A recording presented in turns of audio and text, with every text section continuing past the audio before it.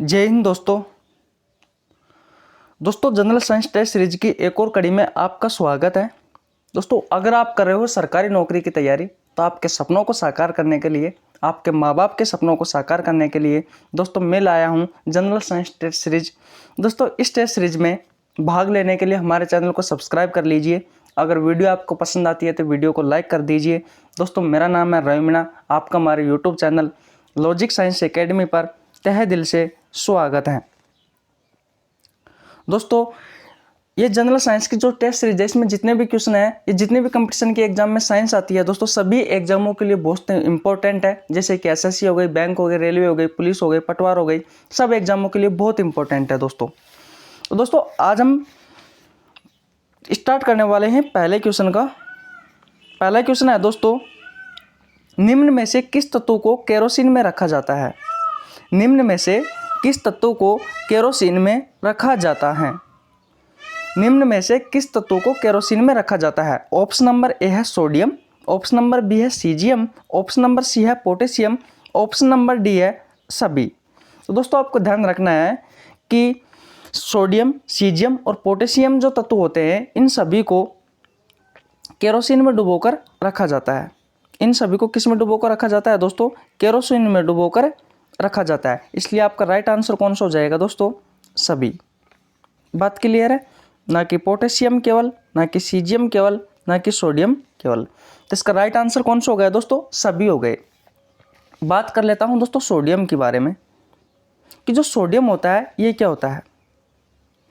दोस्तों सोडियम एक क्रियाशील तत्व है। सोडियम क्या है? एक क्रियाशील तत्व है।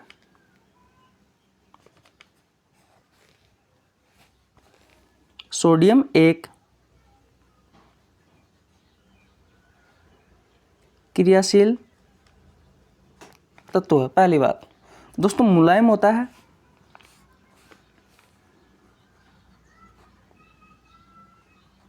और इतना मुलायम होता है दोस्तों कि इसे चाकू से काटा जा सकता है। इसे चाकू से काटा जा सकता है सोडियम को। बात क्लियर है? अगर दोस्तों बात की जाए भू प्रॉपर्टी की कि हमारी जो भू प्रॉपर्टी होती है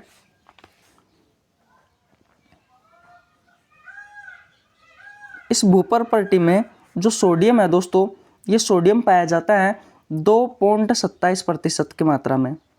कितनी मात्रा में पाया जाता है दोस्तों? 2.27% की मात्रा में पाया जाता है। इसके अलावा दोस्तों सोडियम की बात की जाए तो जो सोडियम है इसे केरोसिन में इसलिए डुबो कर रखा जाता है क्योंकि दोस्तों अगर इसे खुले स्थान पर छोड़ा जाए तो ये क्या करता है, जो सोडियम होता है दोस्तों ये ऑक्सीजन के साथ क्रिया करके दोस्तों क्या उत्पन्न करता है? ये उत्पन्न करता है दोस्तों आग उत्पन्न करता है। इसलिए दोस्तों इसे केरोसिन में डुबोकर रखा जाता है। बात क्लियर है? अब आगे समझ में आपको कि सोडियम को केरोसिन में डुबोकर क्यों रखा जाता है। क्योंकि दोस्तों ये क्या करता है, ऑक्सीजन के साथ क्रिया करके आग उत्पन्न करता है। ये एक बहुत ही मुलायम धातु होती है जिसे चाकू से आसानी से काटा जा सकता है। ये क्रियाशील धातु भी है। ये तो रही दोस्तों बात सोडियम की। पोटेशियम की बात कर लेता हूँ दोस्तों। पोटेशियम की कमी से दोस्तों होने वाले रोग है वो है इम्पोर्टेंट है हृदय रोग। हृदय रोग से संबंधित दोस्तों बीमारी हो सकती है अगर आपके शरीर में पोटेशियम की कमी है तो। दिल का दौरा भी पड़ सकता है।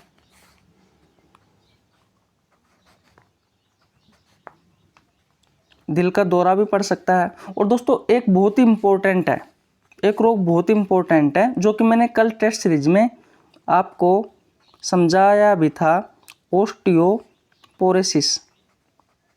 ओस्टियोपोरोसिस दोस्तों ये क्या होता है, इसमें क्या होता है, इस रोग में क्या होता है दोस्तों, हड्डियों में छिद्र हो जाता है। और हड्डियों में छिद्र होने की जो समस्या होती है दोस्तों उसे कहा जाता है ओस्टियोपोरोसिस। तो ध्यान रखना है दोस्तों, निम्न में से किस तत्व को केरोसिन में रखा जाता है? सोडियम को, सीजियम को और पोटेशियम को। ये तीनों ऐसे तत्व है जिसे दोस्तों केरोसिन में डुबोकर रखा जाता है। तो इसका राइट आंसर कौन सा हो गया? उपरोक्त सभी हो गया, ना कि पोटेशियम केवल, ना कि सीजियम केवल, ना कि सोडियम केवल। बात क्लियर है? अब चलते हैं दोस्तों सेकंड क्वेश्चन की ओर। हीलियम गैस का उपयोग किया जाता है। दोस्तों जो हीलियम गैस होती है इसका उपयोग किस में किया जाता है? ऑप्शन नंबर ए है वायुयान के टायरों में, ऑप्शन नंबर बी है विज्ञापन के गुब्बारों में, ऑप्शन नंबर सी है अस्पतालों के ऑक्सीजन सिलेंडर में या उपरोक्त सभी में। दोस्तों इसका जो राइट आंसर है वह उपरोक्त सभी में। जो दोस्तों हीलियम जो गैस होती है, हीलियम एक प्रकार की अक्रिय गैस है और इसका उपयोग किया जाता है दोस्तों वायुयान के टायरों में, विज्ञापन के गुब्बारों में, अस्पताल के ऑक्सीजन सिलेंडरों में, दोस्तों सब में किया जाता है इसका उपयोग हीलियम गैस का। दोस्तों होता क्या था, वर्तमान में वायुयान के टायरों में हीलियम गैस को उपयोग नहीं किया जाता। दोस्तों वर्तमान में जो उपयोग किया जाता है दोस्तों नाइट्रोजन गैस को उपयोग किया जाता है। किसको उपयोग किया जाता है? नाइट्रोजन गैस का। अगर आपसे क्वेश्चन पूछा जाए कि हीलियम गैस का वर्तमान में उपयोग किसका किया जाता है, वायुयान के टायरों में वर्तमान में किस गैस का उपयोग किया जाता है दोस्तों? नाइट्रोजन गैस का उपयोग किया जाता है। हाँ, विज्ञापन के गुब्बारों में अभी भी हीलियम गैस का उपयोग किया जाता है। और दोस्तों अस्पताल में जो ऑक्सीजन के सिलेंडर होते हैं, इसमें ऑक्सीजन के साथ में दोस्तों जो हीलियम गैस होती है ये भरी जाती है। और आपने देखा होगा जो गोताखोरों का जो ऑक्सीजन का जो सिलेंडर होता है उसमें भी दोस्तों ऑक्सीजन के साथ में क्या भरी हुई रहती है? हीलियम गैस भरी हुई रहती है। इसलिए आपको ध्यान रखना है दोस्तों, हीलियम गैस का जो उपयोग किया जाता है वायुयान के टायरों में, विज्ञापन के गुब्बारों में, अस्पताल के ऑक्सीजन सिलेंडरों में और गोताखोर के जो ऑक्सीजन सिलेंडर होते हैं दोस्तों, इन सभी में दोस्तों हीलियम गैस का उपयोग किया जाता है। इसलिए बहुत इंपॉर्टेंट है दोस्तों, कोई सा भी उदाहरण आपसे एग्जाम में पूछा जा सकता है। इसके अलावा दोस्तों बात करता हूँ अगले क्वेश्चन की, वायुयान को संकेत देने वाले यंत्र में कौन सी गैस भरी जाती है? दोस्तों बहुत इंपॉर्टेंट क्वेश्चन है कि जो वायुयान को संकेत देने वाला जो यंत्र होता है उस यंत्र में कौन सी गैस भरी होती है? उस यंत्र में दोस्तों कौन सी गैस भरी होती है? ऑप्शन नंबर ए है हीलियम, ऑप्शन नंबर बी है दोस्तों नियोन, ऑप्शन नंबर सी है ऑर्गन, ऑप्शन नंबर डी है क्रिप्टॉन। तो दोस्तों इसका जो राइट आंसर है वो है नियोन। अभी मैंने बताया था कि जो हीलियम होता है दोस्तों, हीलियम को वायुयान के टायरों में किया जाता है, विज्ञापन के गुब्बारों में किया जाता है। इसके अलावा दोस्तों मैंने बताया था कि जो ऑक्सीजन के जो गैस सिलेंडर होते हैं उसमें भी हीलियम गैस का उपयोग किया जाता है। और दोस्तों गोताखोरों में जो ऑक्सीजन का सिलेंडर होता है उसमें भी हीलियम गैस का उपयोग किया जाता है। दोस्तों इसका जो राइट आंसर है वो यह नियोन है। दोस्तों वायुयान को संकेत देने वाले जो यंत्र होते हैं उसमें कौन सी गैस भरी हुई रहती है? तो उसमें नियोन गैस भरी हुई रहती है। बात क्लियर है? उसके अलावा ऑर्गन की बात करते हैं दोस्तों, तो आपने देखा होगा जो ऑर्गन गैस होती है दोस्तों, ये जो बल्ब होते हैं और जो ट्यूबलाइट होती है, जो हमारी ट्यूबलाइट होती है दोस्तों, इसमें भरी जाती है। बल्ब और ट्यूबलाइट, इन गैसों में दोस्तों बल्ब और ट्यूबलाइट में कौन सी गैस भरी हुई रहती है दोस्तों? ऑर्गन भरी हुई रहती है। बात क्लियर है? और दोस्तों जो क्रिप्टॉन है, क्रिप्टॉन को उपयोग किया जाता है जो हमारी लेजर लाइट होती है ना दोस्तों उसके निर्माण में, और जो हॉस्पिटल जो चाकू होता है दोस्तों, अस्पताल में जो चाकू उपयोग में लिया जाता है दोस्तों, उसके निर्माण में क्रिप्टॉन का उपयोग किया जाता है। किसको उपयोग किया जाता है दोस्तों? क्रिप्टॉन का उपयोग किया जाता है। तो आपको ध्यान रखना है दोस्तों, क्वेश्चन क्या है हमारा कि वायुयान को संकेत देने वाले यंत्र में कौन सी गैस भरी हुई रहती है? तो दोस्तों नियोन गैस भरी हुई रहती है। बात क्लियर है? अब चलते हैं दोस्तों अगले क्वेश्चन की ओर। वायु दाब मापी में निम्न में से किसका उपयोग किया जाता है? वायु दाब मापी में निम्न में से किसका उपयोग किया जाता है? ऑप्शन नंबर ए थर्मामीटर का, ऑप्शन नंबर बी स्पेग्नोमेनोमीटर का, ऑप्शन नंबर सी बैरोमीटर का, ऑप्शन नंबर डी इनमें से कोई नहीं। तो दोस्तों जो वायु दाब मापी होते हैं ना, वायु दाब मापी, इस वायु दाब मापी का उपयोग किस में किया जाता है दोस्तों? वायु दाब मापी का उपयोग किया जाता है दोस्तों बैरोमीटर में। वायु दाब मापी में निम्नलिखित में से किसका उपयोग किया जाता है दोस्तों? तो किसका उपयोग किया जाता है? ये किया जाता है दोस्तों बैरोमीटर का। जो वायु दाब मापी होता है दोस्तों, इसमें जो उपयोग किया जाता है वो बैरोमीटर का उपयोग किया जाता है। किसका उपयोग किया जाता है दोस्तों? बैरोमीटर का, ना कि स्पेग्नोमेनोमीटर का, ना कि थर्मामीटर का। बात कर लेता हूँ दोस्तों बैरोमीटर की सबसे पहले। तो जो बैरोमीटर होता है दोस्तों, इसमें पारा भरा होता है। और बैरोमीटर की खोज किसने की थी दोस्तों? एक टोर्सली नामक एक वैज्ञानिक था जिसने बैरोमीटर की खोज की थी। इसमें पारा भरा हुआ रहता है दोस्तों। अगर इस यंत्र में पारा अगर ऊपर चढ़ रहा है, अगर दोस्तों इस यंत्र में जो पारा है वो ऊपर की ओर चढ़ रहा है दोस्तों, ऊपर की ओर चढ़ रहा है, तो दोस्तों जो मौसम है दोस्तों वो स्वच्छ रहेगा। इससे दोस्तों मौसम की जानकारी का पता लगाया जाता है। बात क्लियर है? होता क्या है, जो पारा होता है अगर ऊपर की ओर चढ़ रहा है तो मौसम क्या रहेगा दोस्तों? स्वच्छ रहेगा। बात क्लियर है?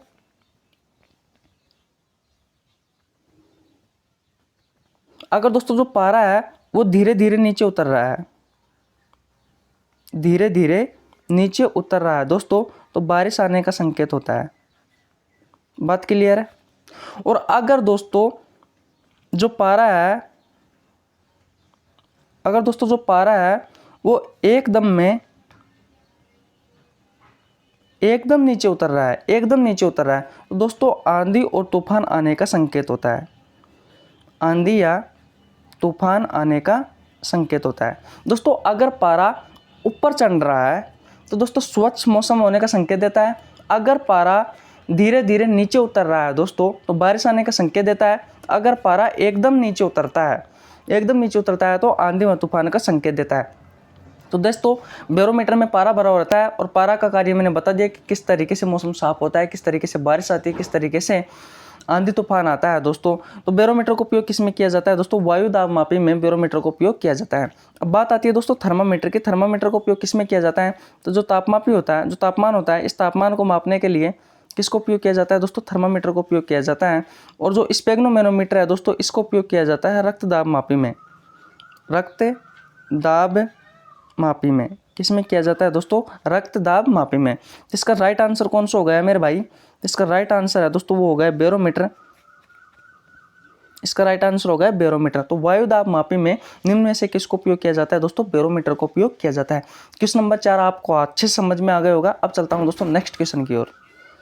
एकमात्र अक्रिय गैस जो वायुमंडल में अनुपस्थित है दोस्तों, एकमात्र अक्रिय गैस जो वायुमंडल में अनुपस्थित है, यानी कि ऐसी कौन सी अक्रिय गैस है दोस्तों जो वायुमंडल में अनुपस्थित होती है? ऑप्शन नंबर ए है हीलियम, ऑप्शन नंबर बी है ऑप्शन नंबर बी है नियोन, ऑप्शन नंबर सी है ऑर्गन, ऑप्शन नंबर डी है रेडोन। दोस्तों जो रेडोन गैस होती है, जो अक्रिय गैस होती है, ये रेडोन अक्रिय गैस वायुमंडल में अनुपस्थित होती है। और यही एकमात्र जितने भी अक्रिय गैस हैं उनमें से दोस्तों यही एकमात्र अक्रिय गैस है जो कि वायुमंडल में अनुपस्थित होती है। दोस्तों जो रेडोन गैस है ये भूकंप वाले स्थान पर इसकी मात्रा बढ़ जाती है। जहां पर दोस्तों भूकंप आता है ना, भूकंप आता है वहां पर इसकी मात्रा क्या हो जाती है दोस्तों? इसकी मात्रा बढ़ जाती है। बात क्लियर है? पहली बात समझ में आ गई। और दोस्तों पृथ्वी के अंदर पाई जाती है ये। दूसरी बात क्या है दोस्तों? जो रेडोन गैस है ये पृथ्वी के अंदर पाई जाती है। पृथ्वी के अंदर पाई जाती है। बात क्लियर है? पृथ्वी के अंदर पाई जाती है। और दोस्तों बाहर निकलने पर भूकंप का संकेत देती है ये गैस। जो रेडोन गैस होती है, जो रेडोन गैस है दोस्तों, ये क्या होता है? अगर ये बाहर निकलती है दोस्तों पृथ्वी से, तो ये किसका संकेत देती है दोस्तों? भूकंप का संकेत देती है। भूकंप का संकेत देती है। बात क्लियर है? तो दोस्तों एकमात्र अक्रिय गैस जो वायुमंडल में अनुपस्थित होती है कौन सी है? रेडोन है। बात क्लियर है? अब चलते हैं दोस्तों अगले क्वेश्चन की ओर। सबसे हल्का धातु तत्व है option number A hydrogen, option number B helium, option number C lithium, option number D radon. सबसे हल्का धातु तत्व पूछा है दोस्तों। अगर धातु तत्व आपसे पूछा जाए तो दोस्तों इसका राइट आंसर कौन सा होगा? लिथियम। क्योंकि जो लिथियम होता है दोस्तों सबसे हल्का धातु तत्व है। मेरी बातों को गौर से सुनना, रटना नहीं है। सबसे हल्का धातु तत्व कौन सा है? लिथियम है। अगर हाइड्रोजन पूछा जाए आपसे तो हाइड्रोजन क्या है मेरे भाई? जो हाइड्रोजन होता है दोस्तों ये गैसीय तत्व है। जो हाइड्रोजन है दोस्तों ये गैसीय तत्व है और वो भी सबसे हल्का। अगर गैसीय तत्वों की बात की जाए दोस्तों तो सबसे हल्का गैसीय तत्व कौन सा है? सबसे हल्का गैसीय तत्व कौन सा है दोस्तों? तो हाइड्रोजन है। अगर सबसे हल्का धातु तत्व पूछा जाए तो सबसे हल्का धातु तत्व कौन सा है? लिथियम है। अगर दोस्तों हीलियम की बात की जाए तो सबसे हल्का अक्रिय गैस है। सबसे हल्की अक्रिय गैस है। सबसे हल्की कौन सी गैस है? अक्रिय गैस कौन सी है? सबसे हल्की अक्रिय गैस है दोस्तों कौन सी? हीलियम। और सबसे भारी अक्रिय गैस की बात की जाए दोस्तों, अगर सबसे भारी अक्रिय गैस की बात की जाए तो रेडोन है। सबसे भारी अक्रिय गैस की बात की जाए दोस्तों, सबसे भारी, एक एक चीज पे गौर करना दोस्तों। सबसे भारी अक्रिय गैस की पूछा जाए तो दोस्तों कौन सी है? रेडोन है। अगर सबसे हल्की अक्रिय गैस पूछी जाए दोस्तों तो हीलियम है। और सबसे हल्का गैसीय तत्व कौन सा है? हाइड्रोजन है। और सबसे हल्का धातु तत्व कौन सा है दोस्तों? लिथियम है। चारों चीज आपको अच्छे से समझ में आ गई होगी। एक बार दोबारा रिवीजन कर देता हूं। अगर आपसे पूछा जाए कि सबसे हल्का गैसीय तत्व, सबसे हल्का गैसीय तत्व कौन सा है? तो हाइड्रोजन है। और सबसे हल्की अक्रिय गैस कौन सी है? तो हीलियम है। और सबसे भारी अक्रिय गैस पूछी जाए तो रेडोन है। और सबसे हल्का धातु तत्व पूछा जाए तो कौन सा है? लिथियम है। बात क्लियर हो गई। अब चलता हूं नेक्स्ट क्वेश्चन की ओर।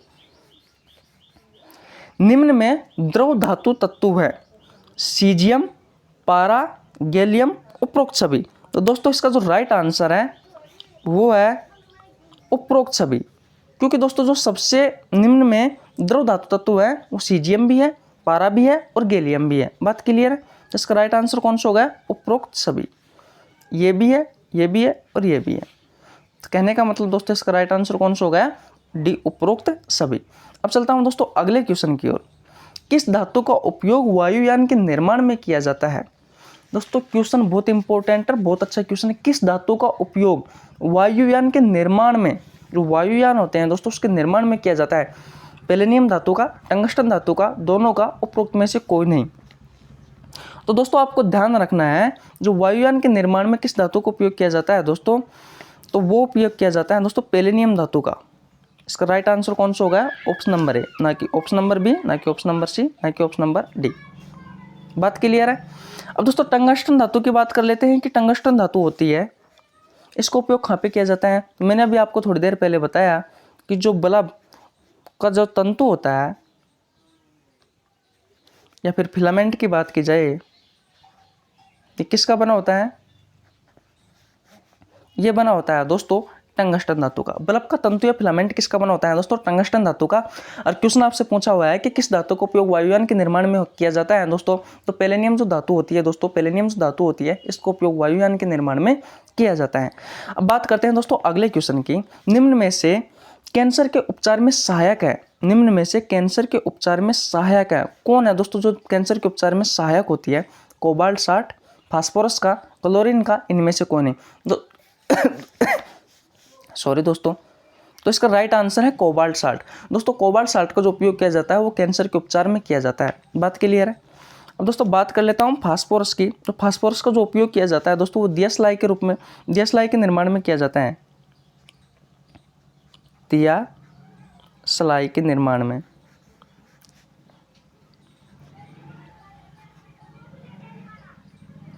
दियासलाई के निर्माण में किया जाता है दोस्तों। उसके अलावा बात की जाए क्लोरीन की, तो क्लोरीन का जो उपयोग किया जाता है दोस्तों,